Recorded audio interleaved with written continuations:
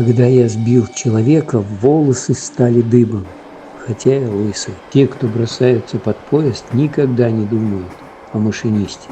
Арчи нельзя летать на самолете. До Дальнего Востока пришлось ехать на поезде. 7 дней пути превратили попутчика снизу в мужа. Немного обидно, что вторым словом ребенок сказал не папа, а ту-ту. Слишком часто путешествую.